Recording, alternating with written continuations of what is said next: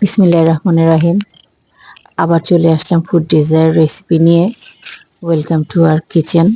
পরিস্থিতি তো অজুহাত মাত্র, ইচ্ছে থাকলে স্রোতের বিপরীতেও সাঁতার কাটা যায়, আর এটাই সত্যি। আজ আমরা এত তাপদাহে, এত গরম নিয়ে অতিষ্ঠ,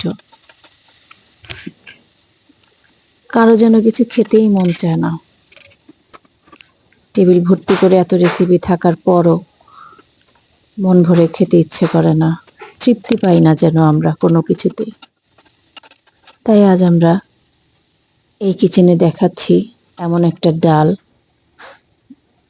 যার সাথে লেবু অ্যাড করে আপনি তৃপ্তি সহকারে এক প্লেট ভাত খেয়ে ফেলতে পারবেন। ডাল ভুনা কার না পছন্দ? ডাল সিদ্ধ করা, ডাল বাগার দেয়া একরকম, আর কষানো ভুনা ডাল, এটার মজাই আরেক রকম। আজ আমরা ভুনা ডাল কষাবো। কষানো ডাল হলুদ, মরিচ, লবণ সব কিছু দিয়েই আমরা কষাবো।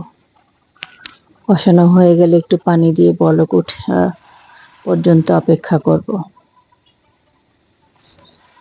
এখানে কিন্তু হলুদ, লবণ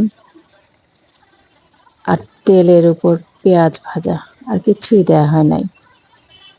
তারপরে দেখেন কত তৃপ্তি, যেন পেট ভরে ভাত খেয়ে নেওয়া যাবে।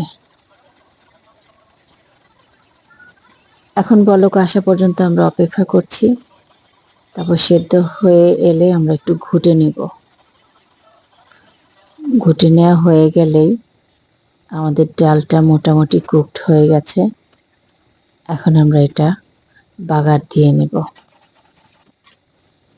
বাগার আপনি ইচ্ছা করলে দিতেও পারেন, নাও দিতে পারেন। একটু ধনেপাতা অ্যাড করে নিয়েছি। ধনেপাতাটা হালকা সিদ্ধ হতে থাকুক। তেলের মধ্যে পেঁয়াজ, রসুন ভাজা ভাজা করে নিব। অল্প পাঁচফোড়ন দিয়ে দিলাম।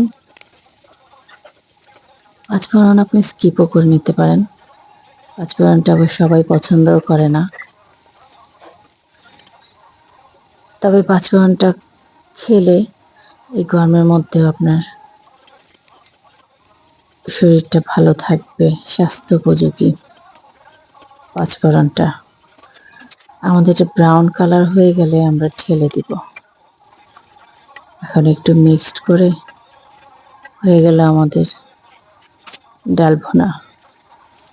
এভাবে আমরা ডাল ভুনা করে নিলাম।